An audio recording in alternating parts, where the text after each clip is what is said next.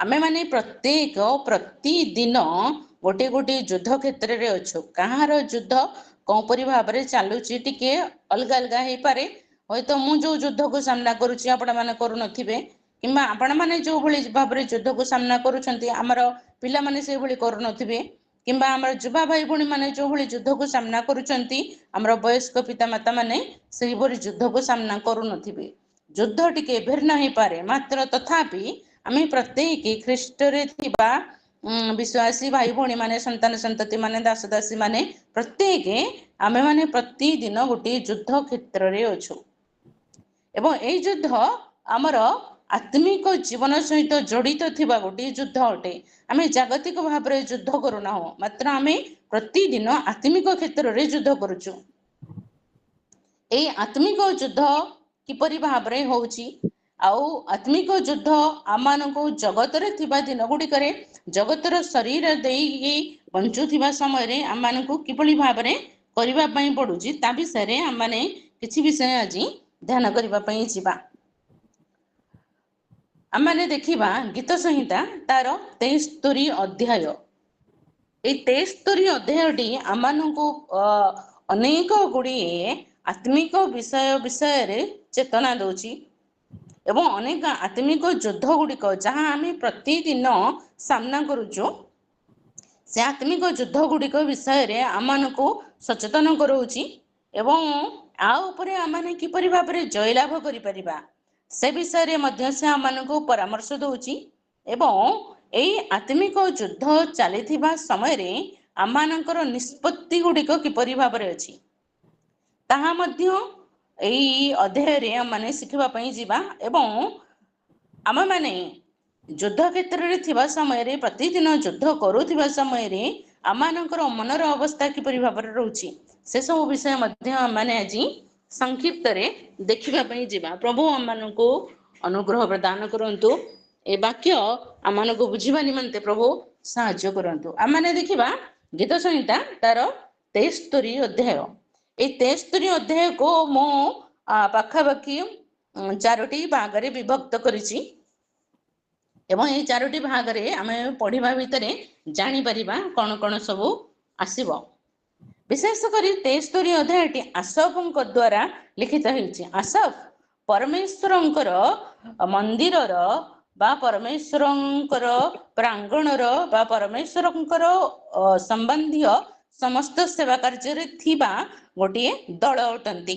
एमाने परमेश्वरंकर सेवा करुथिले हेले एमाने लिखिथिबा गोटे गीत होची 73 अध्याय। अनेक गुड़िए विषय आ भितरे सेमाने सम्मुखीन होउछंती। जेमिति मु कहली आत्मिक युद्ध किपरि भाव में सेमाने जगत को देखुछंती, किपरि भाव में सेमाने निजको देखुछंती, निजर लोक मानको देखुछंती एवं चतुर्पार्श्वर परिस्थिति को देखुछंती, परिवेश को देखुछंती, विभिन्न प्रकार कटु कथा सब सेमाने शुणुछंती।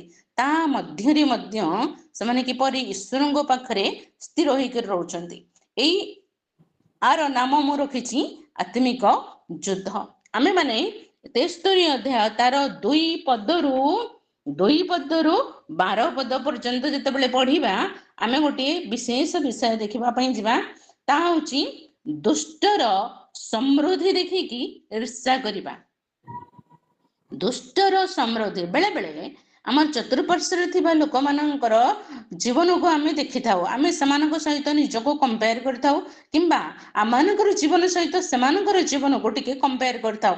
ए सब लोकंक जीवन रे घटे। शिक्षित होंतु अशिक्षित होंतु, धार्मिक होंतु अधार्मिक होंतु, दुष्ट होंतु कि भद्र होंतु, सब लोकंकर जीवन रे ए घटनाटी घटे। समस्त टिके टिके निजको देखिबा समय रे अन्य लोक मानक सहित कंपेयर करिथांती। तेबे एमाने मध्य दुष्ट मानकर जीवन को देखुछंती। 2 पदर लिखा जाउछि मात्र मोहर चरण प्राय खसीगला और मोहर पाद विक्षेप प्राय खसीगला, कारण मु दुष्ट मानकर समृद्धि देखी दाम्भिका मानक प्रति ईर्ष्यान्वित हेले। दुष्ट मानकर समृद्धि देखिले दाम्भिक मानक प्रति से ईर्ष्या करिले। देखंतु एमाने मु प्रथम रो कहले आसफ माने को माने प्रभुंको सहित संयुक्त थिबा प्रभुंकर सेवा करुथिबा प्रभुंकर पाखरे थिबा लोक माने अटंती किंतु भी मानक भितर कोन अछि ईर्ष्या अछि एवं ये कोन करूछंती अन्य लोक मानकु देखिकरी निज सहित कंपेयर करूछंती एवं तांको देखिला परे से कोन देखुछंती दुष्ट मानकर समृद्धि को देखुछंती आ दाम्भिक मानको देखुछंती केतेक लोक आमे मध्ये देखु आम चतुर्पार्श्वरे थिबा लोक मानको आमे माने मध्ये देखि थाउ तो कोन लेखा जाउछटी सेमानकर समृद्धिटा को आमे देखुछु आमे कोन देखुछु सेमानकर समृद्धि सेमाने केमती बढ़ुछंती एते दुष्ट लोक एते खराब लोक एते माने जगत रे एमानकर कोनोसी सम्मान नथिले मध्य एमानकर कोनोसी असुविधा होय नाही आपण 2 रु 12 पद पर्यंत पढिबे जते बेले एते बढ़िया भाबरे ए दुष्ट मानक विषय रे लेखा जाउछि जेहेतु सेमानकर मरण रे कोनोसी बंधन नाही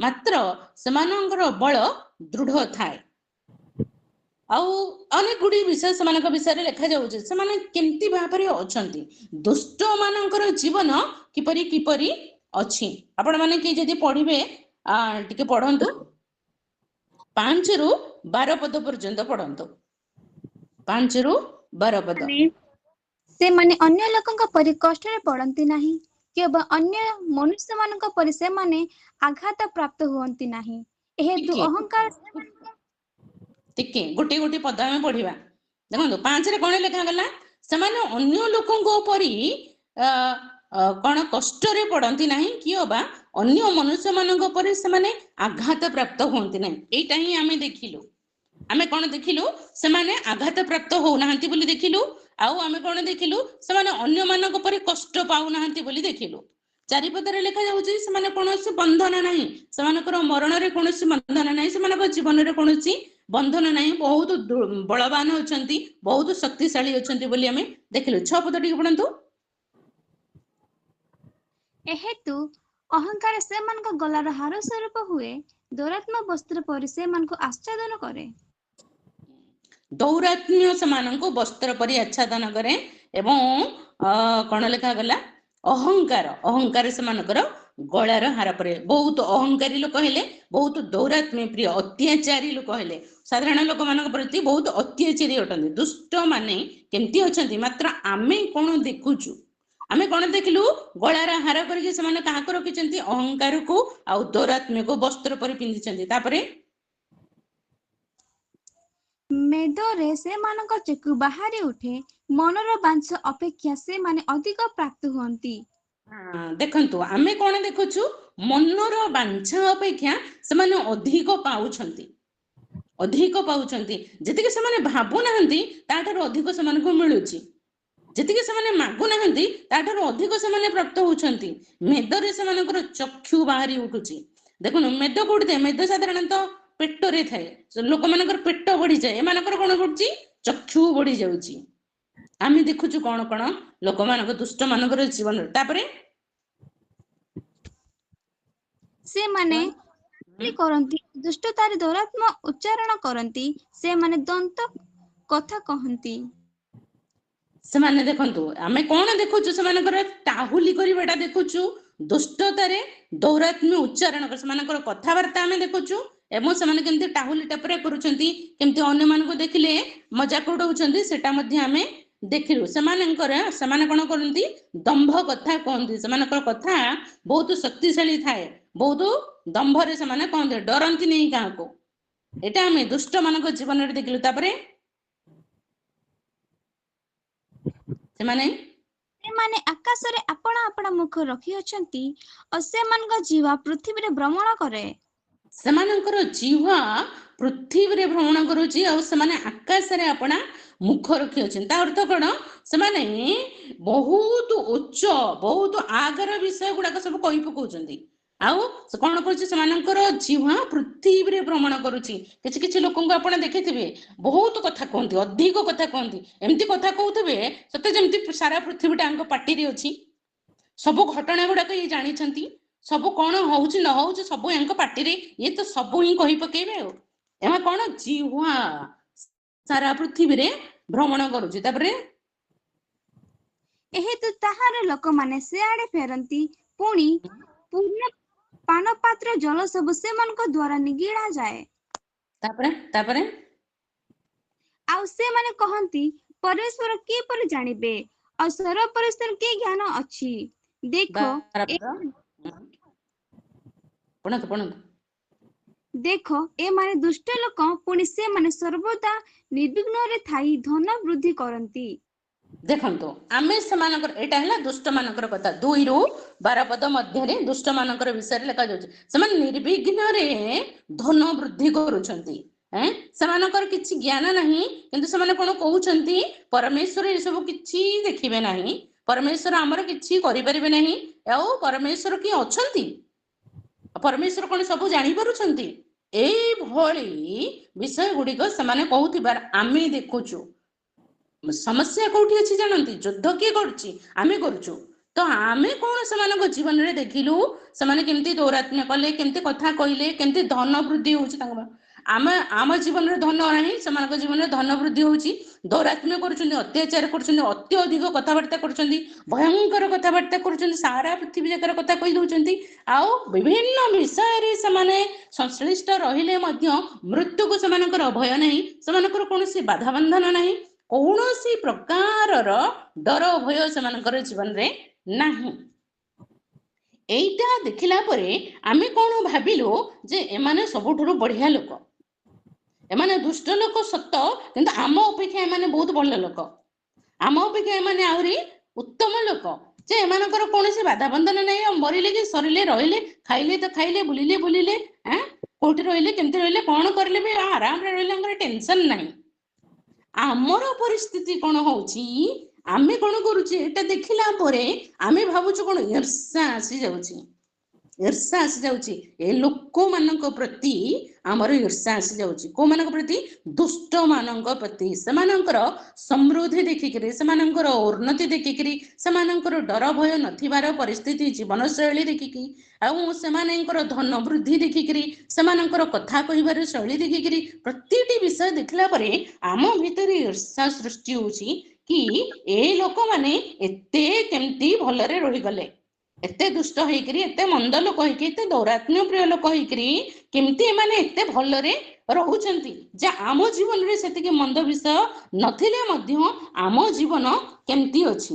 ଦ୍ୱିତୀୟ ବିଷୟ ଆମେ ଦେଖିବା, ଆମେ ଏଗୁଡାକ ସବୁ ଦେଖିଲା ପରେ ବହୁତ ନିରାଶ ହେଇଯାଉ। ପ୍ରଥମେ ତ ସେମାନଙ୍କ ପ୍ରତି ଈର୍ଷା କରୁ, କିନ୍ତୁ ଯେତେବେଳେ ଆମେ ନିଜ ବିଷୟକୁ ଟିକେ ଦେଖୁ, ସେତେବେଳେ ଆମ ଭିତରେ ବହୁତ ନିରାଶ ସୃଷ୍ଟି ହୁଏ। କଣ, ସେମାନଙ୍କ ଜୀବନରେ ଉନ୍ନତି ହଉଛି, ଆମ ଜୀବନରେ ଉନ୍ନତି ହଉନାହିଁ। ସେମାନଙ୍କର ଧନ ବୃଦ୍ଧି ହଉଛି, ଆମ ଜୀବନରେ କୌଣସି ଧନ ବୃଦ୍ଧି ହଉନାହିଁ। ଆଉ ସେମାନେ ଏତେ ଅତ୍ୟାଚାରିତ ଲୋକ ହେଲେ ମଧ୍ୟ ଡର ଭୟ ଶୂନ୍ୟ କଥା ସବୁ କହୁଛନ୍ତି।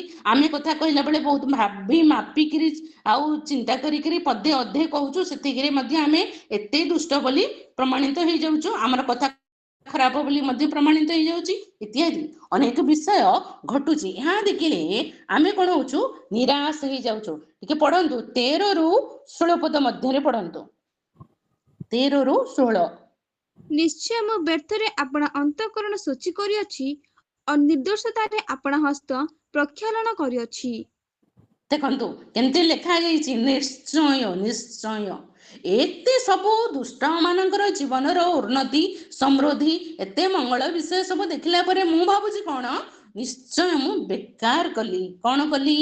ଆତ୍ମିକ ଜୀବନକୁ ସଜାଡ଼ିକିରି, ଆତ୍ମିକ ଜୀବନରେ ଆନନ୍ଦରେ ରହିବା ପାଇଁ ଚେଷ୍ଟା କରିକିରି, ଏତେ ପ୍ରାର୍ଥନା କରିକିରି, ଏତେ ପ୍ରଭୁଙ୍କ ପାଖରେ ଥାଇକିରି, ଏତେ ପ୍ରଭୁଙ୍କର ସେବା କରିକିରି ମୁଁ କଣ କରୁଛି, ନିଶ୍ଚୟ ବ୍ୟର୍ଥରେ ଗୋଟେ କାମ କରୁଛି। କଣ? ମୁଁ ବ୍ୟର୍ଥରେ ଆପଣା ଅନ୍ତଃକରଣ ଶୁଚି କଲି, ଆଉ ନିର୍ଦ୍ଦୋଷତାରେ ଆପଣା ହସ୍ତ ପ୍ରକ୍ଷାଳନ କଲି। ମୋର ଆତ୍ମିକ ଜୀବନ ଗୋଟେ ବେକାର ଜୀବନ ହେଇଗଲା, ବ୍ୟର୍ଥତାର ଜୀବନ ହେଇଗଲା। କାରଣ କଣ, ମୋର ସେମାନଙ୍କ ପରି ଉନ୍ନତି ହଉନାହିଁ, ସେମାନଙ୍କ ପ୍ରତି ଡର ଭୟ ମୋ ଭିତରେ ଭର୍ତ୍ତି ହେଇକି ରହିଛି। ସେମାନଙ୍କର ଡର ଭୟ ନାହିଁ, ମୋର ଭର୍ତ୍ତି ହେଇକି ଅଛି। ଗୋଟେ ଯୁଦ୍ଧ ମାନସିକ କ୍ଷେତ୍ରରେ, ଆତ୍ମିକ କ୍ଷେତ୍ରରେ ପ୍ରତ୍ୟେକଙ୍କ ଜୀବନରେ ପ୍ରତିଦିନ ଘଟୁଛି। ଆମର ମୁଣ୍ଡ ମାନେ ବିନ୍ଧି ଯାଉଛି ଏସବୁ ବିଷୟ ଯେତେବେଳେ ଆମେ ଚିନ୍ତା କରୁଛୁ। ଆଉ କୌଣସି ଲୋକଙ୍କ ବିଷୟରେ ଯେତେବେଳେ ଆମ ଘରେ ଆଲୋଚନା ହଉଛି, ନିଜ ଭିତରେ ଆଲୋଚନା ହଉଛି, ଆମେ ଯେତେବେଳେ ଚିନ୍ତା କରୁଛୁ, କଥା ହଉଛୁ, କୌଣସି ବିଷୟରେ ବି ହଉ, ସେତେବେଳେ ଆମେ ବ୍ୟତିବ୍ୟସ୍ତ ହେଇଯାଉଛୁ, ନିରାଶ ହେଇଯାଉଛୁ। ସେମାନଙ୍କର ଜୀବନର ଉନ୍ନତି ଆମର ଜୀବନରେ କିଛି ନାହିଁ। ସେ କ'ଣ କହୁଛନ୍ତି, ମୁଁ ବ୍ୟର୍ଥରେ ଆପଣା ଅନ୍ତଃକରଣ ଶୁଚି କଲି ଆଉ ନିର୍ଦ୍ଦୋଷତାରେ ଆପଣା ହସ୍ତ ପ୍ରକ୍ଷାଳନ କଲି। ମୁଁ ବେକାର ନିଜ ହାତକୁ ନିର୍ଦ୍ଦୋଷ କରି ରଖିଲି। ମୁଁ ଯଦି ସେମାନଙ୍କ ଭଳି ଦୁଷ୍ଟତାରେ ରହିଥାନ୍ତି ତାହେଲେ ହୁଏତ ମୋ ଜୀବନରେ କିଛି ଉନ୍ନତି ଘଟିଥାନ୍ତା, ମୁଁ କିଛି ମଙ୍ଗଳ ବିଷୟ ପାଇଥାନ୍ତି, ମୋର ଟିକେ ଧନ ସମ୍ପତ୍ତି ହେଇଥାନ୍ତା, ମୋର ଟିକେ ଅଭାବ ଦୂର ହେଇଯାଇଥାନ୍ତା। ଆଉ ସେ କ'ଣ କହୁଛନ୍ତି, ମୁଁ କ'ଣ କରୁଛି, ଅନ୍ତଃକରଣ ଶୁଚି କରିକି ରଖିଛି। ସେମାନଙ୍କର ଅନ୍ତଃକରଣ କେମିତି ଅଛି, ଦୌରାତ୍ମ୍ୟରେ ପରିପୂର୍ଣ୍ଣ ହେଇଛି, ତେବେ ବି ସେମାନଙ୍କର ମଙ୍ଗଳ ବିଷୟ ଅଟକୁ ନାହିଁ। ଆଉ ମୋର ଶୁଚି ଅନ୍ତଃକରଣ ଥିବା ବେଳେ ମୋ ଭିତରେ କ'ଣ କହୁଛି, ଏତେ ସମସ୍ୟା ହଉଛି। ତାପରେ ଟିକେ ପଢନ୍ତୁ। କାରଣ ମୁଁ ଦିନ ଯାକ ଆଘାତ ଆଉ ପ୍ରତି ପ୍ରଭାତ ଶାସ୍ତି ପ୍ରାପ୍ତ ହୋଇଅଛି। ଦିନ ଯାକ ମୁଁ କହିଲି ଆତ୍ମିକ ଯୁଦ୍ଧ। ଏ ଯୁଦ୍ଧ ଗୋଟେ ଘଣ୍ଟାର ନୁହେଁ, ଏ ଯୁଦ୍ଧ ଗୋଟେ ଦିନର ନୁହେଁ, ଦିନ ଯାକ, ପ୍ରତିଦିନ ଦିନ ଯାକ ଆଘାତ ପ୍ରାପ୍ତ ହଉଛି, ପ୍ରତି ପ୍ରଭାତ ମୁଁ ଶାସ୍ତି ଭୋଗ କରୁଛି। ଆତ୍ମିକ ଲୋକ ମୁଁ ପ୍ରଭୁଙ୍କ ପାଖରେ ଅଛି, ପ୍ରାର୍ଥନା କରୁଛି, ବାକ୍ୟ ପଢୁଛି, ତାଙ୍କର ବାକ୍ୟ ପାଳନ କରିକି ମୁଁ ନିଜକୁ ଶୁଚି ରଖୁଛି, ପବିତ୍ର ରଖୁଛି ଏବଂ ଧାର୍ମିକ ଜୀବନ ଯାପନ କରୁଥିବା ବେଳେ ମୋର ଜୀବନ କେମିତି ଅଛି, ମୁଁ ଶାସ୍ତି ଭୋଗ କରିବା ଲୋକ ପରିକା ଅଛି, ମୁଁ ଆଘାତ ପାଇବା ଲୋକ ପରିକା ଅଛି, ମୁଁ କଷ୍ଟ ପାଇବା ଲୋକ ପରିକା ଅଛି। ମୋର ଜୀବନରେ କୌଣସି ଉତ୍ତମ ବିଷୟ ମିଳୁନାହିଁ, ମୋ ଜୀବନରେ କୌଣସି ଉନ୍ନତିର ବିଷୟ ଦେଖାଯାଉ ନାହିଁ, ମୋ ଜୀବନରେ କୌଣସି ଆଗକୁ ବଢିବାର ବିଷୟ ଦେଖାଯାଉ ନାହିଁ। ମୁଁ ଯାହା ଇଚ୍ଛା କରୁଛି ସେସବୁ ମୁଁ କିଛି ପାଇପାରୁନାହିଁ, ଆଉ ମତେ ଯାହା ଆବଶ୍ୟକ ତାହା ମଧ୍ୟ ମତେ ମିଳୁନାହିଁ। ସେମାନେ କେମିତି ଥିଲେ, ଯାହା ମାଗୁନଥିଲେ ଏମିତି ତାଠାରୁ ଅଧିକ ପାଉଥିଲେ, ଯାହା ଭାବୁନଥିଲେ ତାଠାରୁ ଅଧିକ ପାଉଥିଲେ। ମୁଁ ମାଗି ମାଗି ମାଗି ମାଗି ପ୍ରାର୍ଥନା କରି କରି ବର୍ଷ ବର୍ଷ ଧରିକି ପ୍ରାର୍ଥନା କରୁଛୁ, ମୋ ପ୍ରାର୍ଥନାର ଉତ୍ତର ମଧ୍ୟ ମତେ ମିଳୁନାହିଁ। ମୁଁ ଆଘାତ ପାଇବା ଲୋକ ପରିକା ଅଛି। ତାପରେ ଏ ରୂପେ କହିବି ବୋଲି ଯେବେ ମୁଁ କହିଥାନ୍ତି, ତେବେ ଦେଖ ମୁଁ ତୁମ ସନ୍ତାନଗଣର ବଂଶ ପ୍ରତି ବିଶ୍ୱାସଘାତକତା କରିଥାନ୍ତି। ଦେଖନ୍ତୁ, ମୁଁ ଯଦି ସେମିତି କିଛି କରିଦେଇଥାନ୍ତି ବୋଲି ଭାବିଥାନ୍ତି, ମୁଁ ଗୋଟେ ବିଶ୍ୱାସଘାତକ ଲୋକ ହେଇଯାଇଥାନ୍ତି, କିନ୍ତୁ ମୁଁ ସେମିତି ବି କରିନାହିଁ। ତା ଅର୍ଥ ମୁଁ ବିଶ୍ୱାସଘାତକ ହେଇନାହିଁ, ମୁଁ ଗୋଟେ ବିଶ୍ୱସ୍ତ ଲୋକ ହେଇଛି। ତା ସତ୍ତ୍ୱେ ମଧ୍ୟ ମୋ ଜୀବନରେ ସେମାନଙ୍କ ଉପରେ କୌଣସି ଉନ୍ନତି ଆସୁନାହିଁ। ଅର୍ଥାତ୍ ଜୀବନରେ କେତେ ନିରାଶ ଭରି ଯାଉଛି। ଦେଖନ୍ତୁ, ଆମେ ଆତ୍ମିକ ଯୁଦ୍ଧରେ ସଂଘର୍ଷରେ ରହୁଛୁ, ବିଶ୍ୱାସକୁ ଧରି ରଖିବା ପାଇଁ ସଂଘର୍ଷ କରୁଛୁ, ଆମେ ଆମର ପ୍ରାର୍ଥନାଶୀଳ ଜୀବନକୁ କଣ୍ଟିନ୍ୟୁ କରିବା ପାଇଁ ସଂଘର୍ଷ କରୁଛୁ, ବାଇବଲରେ ବିଶ୍ୱାସ କରିକି ବାକ୍ୟକୁ ପାଳନ କରିକି ଜୀବନକୁ ଶୁଚି କରିକି ପବିତ୍ର କରିକି ରଖିବା ପାଇଁ କି ଆମେ ସଂଘର୍ଷ କରୁଛୁ, ସତ୍ତ୍ୱେ ମଧ୍ୟ ଆମ ଜୀବନର କୌଣସି ଉନ୍ନତି ବିଷୟ ଦେଖାଯାଉ ନାହିଁ। ଏଠି କ'ଣ ଲେଖାଯାଉଛି, ଆମେ ପ୍ରତିଦିନ କ'ଣ ହଉଛି, ଏ ରୂପ ମୁଁ ଯଦି ଏମିତି ସେମିତି କିଛି ବି କରିଦେବା ପାଇଁ ଭାବିଥାନ୍ତି, ମୁଁ ବିଶ୍ୱାସଘାତକ ହେଇଯାଇଥାନ୍ତି। ପ୍ରଭୁ ମତେ କେମିତି, ମୁଁ ବିଶ୍ୱାସଘାତକ ହେଇନାହିଁ, ମୁଁ ବିଶ୍ୱସ୍ତ ହେଇକି ରହିଛି। ତା ସତ୍ତ୍ୱେ ବି ପଢନ୍ତୁ ତାପରେ 16 ପଦ। ମୁଁ ତାହା କି ରୂପେ ଜାଣିବି ବୋଲି ଭାବନା କଲା ବେଲେ ମୋ ପ୍ରତି ତାହା ଅତି କଷ୍ଟକର ହେଲା। ଅତି କଷ୍ଟକର ହେଇଯାଉଛି। ମୁଁ ଭାବି ଭାବି ମୋ ମୁଣ୍ଡ ଖରାପ ହେଇଯାଉଛି, ମୁଁ ଚିନ୍ତା କରି କରି ବ୍ୟସ୍ତ ହେଇଯାଉଛି। ଆଉ ମୁଁ ଏଇସବୁ କେମିତି ହେଲା, ଏସବୁ କାହିଁକି ହେଲା, ମୋ ଜୀବନରେ କାହିଁକି ଏମିତି ସବୁ ଘଟୁଛି, ସେମାନଙ୍କ ଜୀବନରେ କାହିଁକି ଏମିତି ସବୁ ଘଟୁଛି, ଏସବୁ ଭାବନା କରିବା ବେଳେ ସେମିତି ଲେଖାଯାଉଛି। ଦେଖନ୍ତୁ, ମୁଁ ତାହା କି ରୂପେ ଜାଣିବି ବୋଲି ଭାବନା କଲା ବେଳେ ଏହା ମୋ ପ୍ରତି ଅତି କଷ୍ଟକର ହେଲା। ମୁଁ ଭାବିକି ବସିଲି, ମୁଁ ଭାବୁଛି ଭାବୁଛି ଭାବୁଛି, ଆଉ ଏ ଭାବନାରେ ଶେଷ ହଉନାହିଁ କି ମୋ କଷ୍ଟ ମଧ୍ୟ ସରୁନାହିଁ। ଦେଖନ୍ତୁ, ଆତ୍ମିକ ଯୁଦ୍ଧ ଆମେ ଯେତେବେଳେ ପାଖ ପଡୋଶୀ ଲୋକମାନଙ୍କୁ ଦେଖୁଛୁ, ଆମ ଠାରୁ ଆହୁରି ଡାଉନରେ ଥିବା ଲୋକମାନଙ୍କର ଜୀବନରେ ଉନ୍ନତି ଦେଖୁଛୁ, ଆଉ ସମସ୍ତ ବିଷୟରେ ସେମାନଙ୍କର ଆଶୀର୍ବାଦ ପାଇବା ଭଳି ପରିସ୍ଥିତି ଦେଖିଲେ ମଧ୍ୟ ଆମ ଜୀବନରେ କିଛି ହଉନାହିଁ।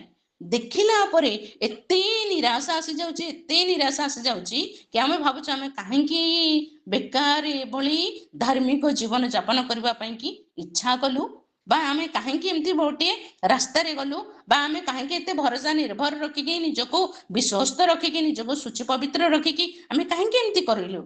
ଏତେ ନିରାଶ ବିଷୟ ସବୁ ଆସିଯାଉଛି, ନିରାଶା ବିଷୟ ସବୁ ଆସିଯାଉଛି। ଦେଖନ୍ତୁ, ଆୟୁବଙ୍କର ଜୀବନରେ କେତେ ଭୟଙ୍କର ପରିସ୍ଥିତି ସବୁ ଆସିଲା। ତାଙ୍କର ସ୍ତ୍ରୀ ତାଙ୍କୁ କ'ଣ କହିଲେ, ଆୟୁବ ତାର 2 ଅଧ୍ୟାୟ ତାର 9 ପଦରେ ଲେଖାଯାଉଛି, ତମେ ଏତେ ପର୍ଯ୍ୟନ୍ତ କ'ଣ ନିଜ ସରଳତାକୁ ଦୃଢ କରିକି ଧରିଛ, ତାକୁ ସବୁ ପରିତ୍ୟାଗ କରିକି ମର। ଏଇ ବିଷୟ ସେ କାହିଁକି କହିଲେ, ସମସ୍ତେ ପ୍ରାୟ କହନ୍ତି ଏଇଟା ଗୋଟେ ନେଗେଟିଭ ବିଷୟ, କିନ୍ତୁ ଅନେକ ବିଷୟରେ ଚିନ୍ତା କରନ୍ତୁ ତ, ଯେତେବେଳେ ଆମର ଆତ୍ମିକ ଜୀବନରେ ଆମେ ଏତେ ଭଲ ଥିବା ସତ୍ତ୍ୱେ ବି ଆମ ଜୀବନରେ ବାରମ୍ବାର ବାରମ୍ବାର ବାରମ୍ବାର ସେଇ କଷ୍ଟ କଷ୍ଟ କଷ୍ଟ, ଦୁଃଖ ଦୁଃଖ ଦୁଃଖ, ସମସ୍ୟା ସମସ୍ୟା ସମସ୍ୟା, ଆଉ କୌଣସି ବିଷୟରେ ଉନ୍ନତି ବିଷୟ ଦେଖାଯାଉ ନାହିଁ, ସେତେବେଳେ ଗୋଟେ ସାଧାରଣ ମଣିଷ ଭାବରେ ନିରାଶା ଆସିଯିବାଟା ଗୋଟେ ସ୍ୱାଭାବିକ ବିଷୟ ଅଟେ। ଏ ସ୍ତ୍ରୀ ଜୀବନରେ ମଧ୍ୟ ଗୋଟେ ତାର ସ୍ୱାମୀ ଏତେ ଧାର୍ମିକ, ଏତେ ସରଳ ଲୋକ, ଏତେ ବଢିଆ ଲୋକ ହେଇକରି ମଧ୍ୟ ତା ଜୀବନରେ କୌଣସି ବିଷୟରେ ଟିକେ ଉନ୍ନତି ଆସିଲା ନାହିଁ, ଦିନକୁ ଦିନ କ୍ଷୟ ପାଇବାରେ ଲାଗିଲା। ସେଥିପାଇଁ ସେ ନିରାଶ ହେଇଗଲେ ଲାଷ୍ଟରେ କହୁଛନ୍ତି ସରଳତାକୁ ଛାଡ଼ି ଦିଅ, ବରଂ ଟିକେ ଶାନ୍ତିରେ ମର। ଜୀବନ ଯଦି ଶାନ୍ତିରେ ବଞ୍ଚି ନହେଲା ଅନ୍ତତଃ ମରଣ ଟିକେ ଶାନ୍ତିରେ ଆସୁ। ଯଦି ସୁଖରେ ଟିକେ ବଞ୍ଚି ନ ପାରିଲୁ, ଦୁଃଖରେ ମରିବା ଆଗରୁ ଟିକେ ସୁଖରେ ମରିଯାଅ। ଗୋଟେ ନୈରାଶ୍ୟ ଆମ ଜୀବନରେ ଆସିଯାଏ। କିନ୍ତୁ ଆମେ ହଉଛୁ ପ୍ରଭୁଙ୍କର ଲୋକମାନେ, ପ୍ରଭୁଙ୍କର ଉପସ୍ଥିତିରେ ଥିବା ଲୋକ, ପ୍ରଭୁଙ୍କର ନିକଟରେ ରହିବା ଲୋକ, ପ୍ରଭୁଙ୍କର ସେବା କରିବା ଲୋକ, ପ୍ରଭୁଙ୍କର ପରାଙ୍ଗଣରେ ଆମେ ବସତି କରିବା ଲୋକ। ଆମ ଜୀବନରେ ଏଭଳି ନିରାଶ ଗୁଡ଼ିକ ଆସିଲା ବେଳେ ଆମର ନିଷ୍ପତ୍ତି କ'ଣ ହବାର ଅଛି? ଆମେ ଗୋଟେ ଯୁଦ୍ଧ କରୁଛୁ ମାନସିକ କ୍ଷେତ୍ରରେ, ଭାବି ଭାବି ଭାବି କଷ୍ଟ ପାଉଛୁ, ଚିନ୍ତା କରି କରି କରି କରି କଷ୍ଟ ପାଉଛୁ, ଆଉ ଏଇ ସବୁ ଭିତରୁ କିପରି ବାହାରିବୁ ବୋଲି ଆମେ ବାଟ ପାଉନାହୁଁ। ସେ ସମୟରେ ଆମର ନିଷ୍ପତ୍ତି କିପରି ଭାବରେ ଅଛି?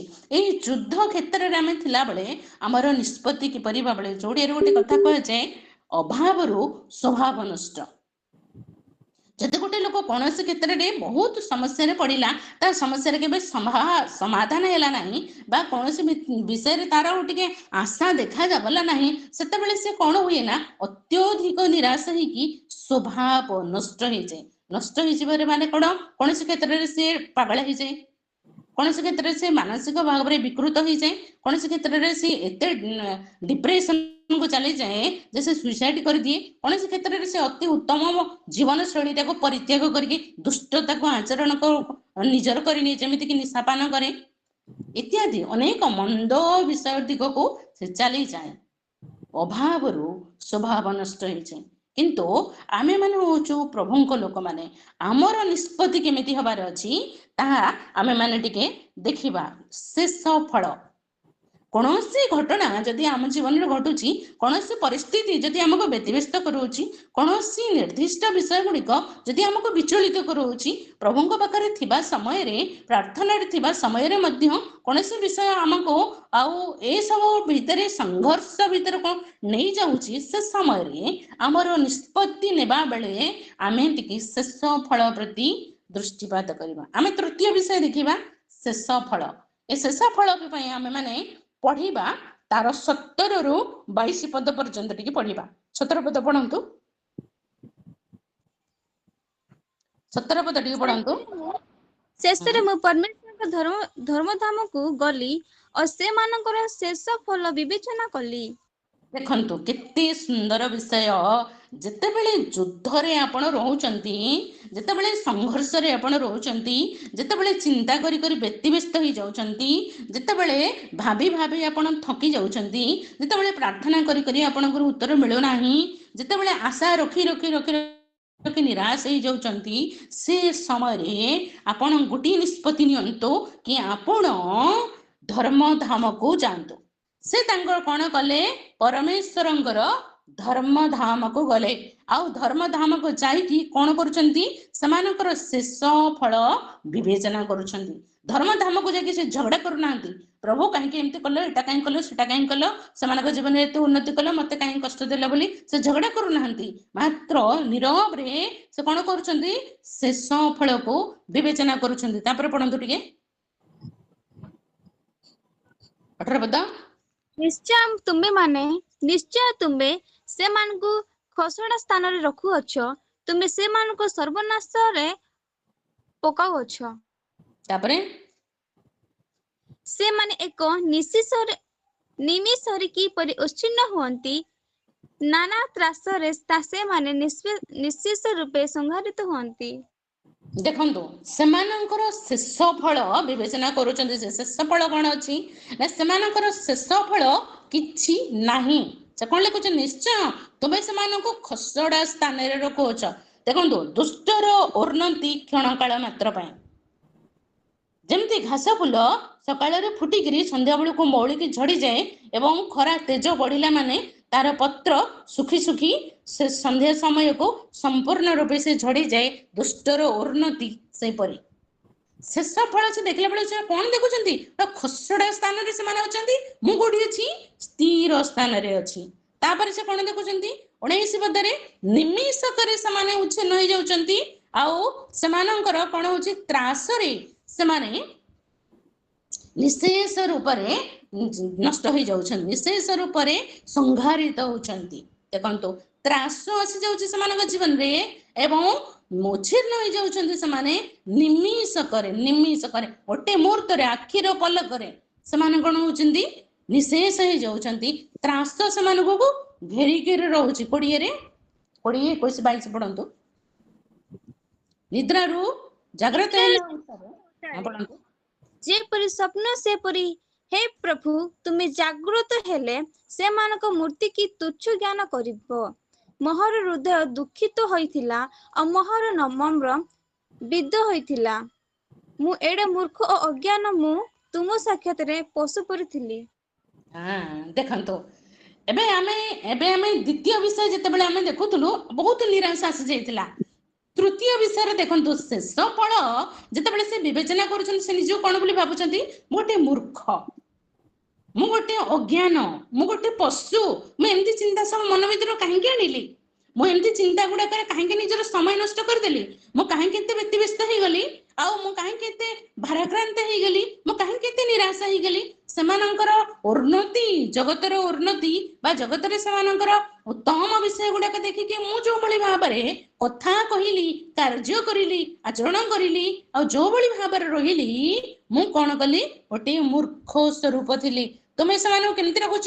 ନିଦ୍ରାରୁ ଜାଗ୍ରତ ହେଲେ ଯେମିତି ସ୍ୱପ୍ନ ମଣିଷ ଭୁଲିଯାଏ, ତମେ ସେମାନଙ୍କୁ ସେଇପରି ଭୁଲିଯିବ। ମାତ୍ର ମତେ କଣ କରିବ?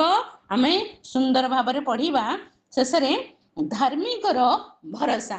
ଚତୁର୍ଥ ବିଷୟ ଧାର୍ମିକର ଭରସା। ଆପଣ ଟିକେ 23 ରୁ 28 ପର୍ଯ୍ୟନ୍ତ ପଢନ୍ତୁ।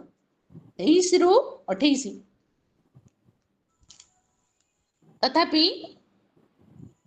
ତଥାପି ମୁଁ ତୁମ ସଙ୍ଗେ ସଙ୍ଗେ ନିରନ୍ତର ଅଛି, ତୁମେ ମୋହର ଦକ୍ଷିଣ ହସ୍ତ ଧରି ଅଛ। ତାପରେ ତୁମେ ନିଜ ମନ୍ତ୍ରଣାରେ ମତେ ପଥ ଦେଖାଇବ ଆଉ ଶେଷରେ ତୁମେ ମତେ ଗୌରବରେ ଗ୍ରହଣ କରିବ। ଦେଖନ୍ତୁ କେମିତି ଲେଖା ଯାଉଛି, ସେମାନେ କେମିତି ଏବେ ନିମିଷକରେ ଉଚ୍ଛିନ୍ନ ହେଇଯିବେ, ସଂହାରିତ ହେଇଯିବେ। ମୁଁ କେମିତି ରହିବି? 23 ରେ ଲେଖା ଯାଉଛି, ମୁଁ ତୁମ୍ଭ ସଙ୍ଗେ ସଙ୍ଗେ ନିରନ୍ତର ଅଛି। ସେମାନେ ନିମିଷକରେ ଉଚ୍ଛନ୍ନ ହେଇଗଲା ବେଳେ ମୁଁ ନିରନ୍ତର ରହୁଛି। ଆଉ ତାପରେ ତୁମ୍ଭର ଦକ୍ଷିଣ ହସ୍ତ କଣ କରିଛି?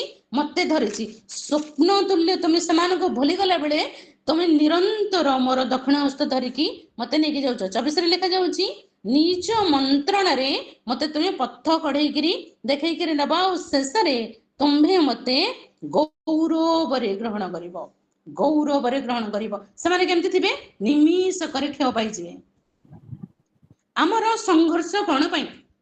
ଆମେ ଏତେ ବ୍ୟତିବ୍ୟସ୍ତ ହଉଛୁ କଣ ପାଇଁ? ଆମେ କାହିଁକି ସେମାନଙ୍କର ଜୀବନର ଅନ୍ୟ ଦିଗ ଟିକେ ଦେଖିପାରୁନାହୁଁ? ଆମେ କେବଳ ଜାଗତିକ ଉନ୍ନତି, ଜାଗତିକ ସମ୍ପତ୍ତି, ଜାଗତିକ ପ୍ରତିପତ୍ତି, ଜାଗତିକ ସମ୍ମାନ, ଜାଗତିକ ଦୌରାତ୍ମ୍ୟ, ଜାଗତିକ ହିଂସା ଈର୍ଷା ଗୁଡାକ ଭିତରେ ହିଁ ଆମର ଦୃଷ୍ଟି ଶକ୍ତି ସୀମିତ ହେଇ ରହିଯାଉଛି କାହିଁକି? ଯାହାକି ଆମକୁ ଗୋଟେ ସଂଘର୍ଷ ମଧ୍ୟକୁ ଟାଣି ନଉଛି। ଆମେ ଯଦି ସେମାନଙ୍କର ଶେଷ ଫଳକୁ ବିବେଚନା କରିବୁ, ଆମେ ଈଶ୍ୱରଙ୍କୁ ଗୌରବ ଦବୁ, ଆମେ ଈଶ୍ୱରଙ୍କୁ ଧନ୍ୟବାଦ ଦବୁ। ଆମ ଭିତରେ ନିରାଶା ଆସିବ ନାହିଁ, ଆମମାନଙ୍କ ଭିତରେ ସମସ୍ୟା ଆସିବ ନାହିଁ। ଆମର ଭଉଣୀ ଏବେ ଆରାଧନା କଲା ବେଳେ ଯୋଉ ପ୍ରାର୍ଥନା ଗୁଡିକ କରୁଥିଲେ, ମୁଁ ଶୁଣୁଥିଲି। ପ୍ରାର୍ଥନା ଗୁଡିକ କେମିତି ଥିଲା? ଅନେକ ସବୁ ବିଷୟ ଗୁଡାକ ଆସିଯାଉଛି, ପ୍ରଭୁ କେମିତି ରହିବୁ, କେମିତି ରହିବୁ, କେମିତି ରହିବୁ? ଆମେ କାହିଁକି ଏତେ ବ୍ୟତିବ୍ୟସ୍ତ ହେଇଯାଉଛୁ? ଆମେ ଲୋକମାନଙ୍କର ଜୀବନର କୋଉ ବିଷୟ ଗୁଡାକ ଦେଖୁଛୁ? ଈଶ୍ୱରଙ୍କ ଦୃଷ୍ଟି ଅନୁସାରେ ଆମେ ଲୋକଙ୍କୁ ନ ଦେଖିକି ଆମେ ଆମ ନିଜ ଦୃଷ୍ଟି ଅନୁସାରେ ଯେତେବେଳେ ଦେଖୁଛୁ, ତାହେଲେ ସେ ସମୟରେ ଆମ ଭିତରେ ଯୁଦ୍ଧ ସୃଷ୍ଟି ହଉଛି, ଆତ୍ମିକ ଯୁଦ୍ଧ। ଆମେ ସେ ଯୁଦ୍ଧକୁ ନେଇକି ପ୍ରଭୁଙ୍କ ପାଖରେ ପହଞ୍ଚୁଛୁ ଆଉ ସେ ପ୍ରଭୁଙ୍କ ପାଖରେ ଆମେ କଣ ହଉଛୁ? ମୂର୍ଖ ପରି ହେଇଯାଉଛୁ, ଅଜ୍ଞାନ ପରି ହେଇଯାଉଛୁ, ପଶୁ ପରି ହେଇଯାଉଛୁ। ଧାର୍ମିକର ଭରସା ଅଛି, ଏ ଭରସା ବିନଷ୍ଟ ହବ ନାହିଁ, ମାତ୍ର ଦୁଷ୍ଟର ଭରସା ଉଚ୍ଛିନ୍ନ ହବ। दुष्टर कौनसी मंगल विषय रहिबा नाही। आपण 37 अध्याय गीत संहिता 37 अध्याय तार 38 पद देखिले जानि परिबे दुष्टर भरोसा उच्छिन्न हब मात्र धार्मिकर भरोसा स्थायी हब निरंतर रहिबो परमेश्वर ताकू गौरव रे ग्रहण करिवे बोली लेखा जाउची। 25 पद टिके पढंतु। स्वर्गरे तुम बिना मोहर आउ किए अछि आ भूमंडले तुम छड़ा आउ काहाकू मु बांचा करू नाही। भूमंडल रे तुम छड़ा मु आउ काहाकू बांचा करू नाही। प्रभु पृथ्वी रे तुम छड़ा मोर आउ किछि नाही। मु जदि धन संपत्ति प्रति दृष्टि करिबी ताले मु संघर्ष मध्य को चली जिबी। मु जदि जागतिक गौरव सम्मान आउ आत्म बड़ीमा विषय चिंता करिबी ताले प्रभु मु तुम ठाରୁ दूर को चली जिबी। मात्र मु जदि प्रभु तुमको दृष्टि करिबी ताले भूमंडल रे मोर तुम छड़ा आउ केही नाही। स्वर्ग रे मध्य तुम छड़ा मोर आउ केही नाही। मोहर मांस ओ चित्त क्षय पाउछि मात्र परमेश्वर अनंत काल मोर चित्तर बल ओ मोहर बांट स्वरूप अटंती। बांट स्वरूप माने मो पाखरे मोर सपक्षरे पड़िथिबा भाग मोर भाग बांट माने भाग मो पटको मिलिथिबा मोर शेयर मो शेयर रे कि होचंती परमेश्वर अछंती। यदि ईश्वर मोर सपक्ष अछंती मोर विपक्ष जिते जन छड़ा हेले भी मोर कोनोसी क्षति हब नाही। तुमे मोर सपक्ष रे अछ मोर मांस ओ चित्त क्षय पाउछि। हुए तो जगत रे मोर दिन दुख रे अतिबाहित होउछि हुए तो जगत रे मोर दिन कष्ट रे अतिबाहित होउछि हुए तो जगत रे मोर दिन समस्या रे कटुछि हे पारे तथापि तुमे ही मोर परमेश्वर अट। 27 रे लिखा जाउछि कारण देखो तुम हां पढंतु पढंतु। कारण देख तुम ठार दूर रे थिबा लोक माने विनष्ट हेबे तुमको छाड़ी व्यभिचार करबा लोक समस्त को तुमे उच्छिन्न करियोछ। 28 मात्र परमेश्वर निकटवर्ती हेबार मोहर मंगल और तुमर सकल कर्म वर्णना करबा पई प्रभु सदा प्रभुଙ୍କୁ आपणार आश्रय स्वरूप करियोछि। धन्यवाद धन्यवाद। कौन लिखा जाउछ 28 रे मात्र परमेश्वर निकटवर्ती हेबार मोहर मंगल। परमेश्वरंकर निकटवर्ती हेबार मोहर मंगल। मु अଯଥାରେ ବ୍ୟସ୍ତ होउची मो अଯଥାରେ गोटे युद्ध को सामना करूची मो अଯଥାରେ निजको व्यतिव्यस्त कराउची मो अଯଥାରେ समस्या को सामना करूची आउ मो अଯଥାରେ टेंशन नउची मोर बीपी बढ़ुची मोर सुगर बढ़ुची आउ मोर दिन दिन दिन राति राति दुखरे दुखरे अतिबाहित हो जाउछ। मु जदि परमेश्वर धर्मधाम को जीवी परमेश्वर धर्मधाम रे बसी शेष फल विवेचना करी ताले जानिबी मोर शेष फल उच्छिन्न हब नाही मोर शेष फल निरंतर स्थायी हेब आ दुष्टर शेष फल उच्छिन्न हब आ मोर भरोसा मते कोन करिवो परमेश्वरंग ठारे गौरव रे ग्रहण करेबो मोर भरोसा परमेश्वरंगर निकटवर्ती करेबो मात्र दुष्टर भरोसा उच्छिन्न हब।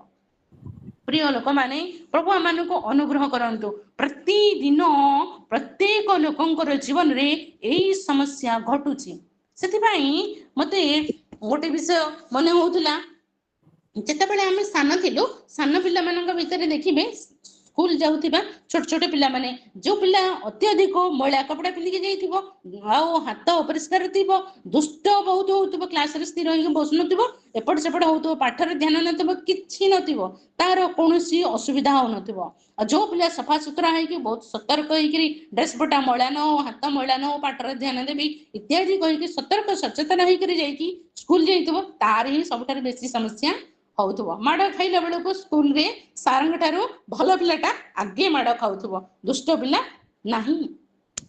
देखंतु अनेक समय रे आमानकर जीवन रे एई संघर्ष आमे सान बेले सामना करी करी करी करी आसुचो। आज जितेबेले आमे परमेश्वरंक पाखरे अछु परमेश्वरंकर सेवा करूचु परमेश्वरंक निकटवर्ती हेचु तेबे मध्य आमर दृष्टि दुष्ट मानकर उन्नति ऊपर को जाइकी ईर्ष्या भाव सृष्टि करौची।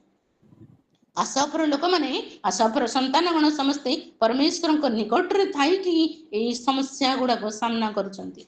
आज आमे माने मध्य मंडली मध्य रे थाई कि प्रभुक पाखरे थाई कि मध्य एई युद्ध को सामना करूचु। उन्नति अवनति मंगल अमंगल आशीर्वाद आउ टेंशन विभिन्न विषय गुड़ाक नहीं आमे माने मध्य व्यतिव्यस्त होउचु प्रभु आमମାନଙ୍କୁ ଅନୁଗ୍ରହ କରନ୍ତୁ। ପ୍ରଭୁଙ୍କ ପାଖରେ ଭରସା ରଖିବା, ସ୍ଥିର ଭାବରେ ରହିବା, କୌଣସି କ୍ଷେତ୍ରରେ ବି ବ୍ୟତିବ୍ୟସ୍ତ ହେବା ନାହିଁ। କୌଣସି ଚିନ୍ତା ଯଦି ମନକୁ ଆସୁଛି ତାହେଲେ ଆମେ ଈଶ୍ୱରଙ୍କର ଧର୍ମଧାମକୁ ଯିବା ଏବଂ ଫଳକୁ, ଶେଷ ଫଳକୁ ଟିକେ ବିବେଚନା କରିବା। ତାହେଲେ ଆମେମାନେ ବିନଷ୍ଟ ହବାରୁ ମୁକ୍ତି ପାଇଯିବା, ରକ୍ଷା ପାଇବା ଏବଂ ପ୍ରଭୁ ନିଶ୍ଚିତରେ ସେ ସଫଳ ଦେଇ ଆମମାନଙ୍କୁ ଆଶୀର୍ବାଦ କରିବେ। ଶେଷରେ ସେ ଆମମାନଙ୍କୁ ତାଙ୍କ ସହିତ ଗୌରବରେ ଗ୍ରହଣ କରିବେ। ପ୍ରଭୁ ଆମ ସମସ୍ତଙ୍କୁ ଏ ବାକ୍ୟ ଦ୍ୱାରା ଆଶୀର୍ବାଦ କରନ୍ତୁ। ପ୍ରେଜ୍ ଦ ଲର୍ଡ।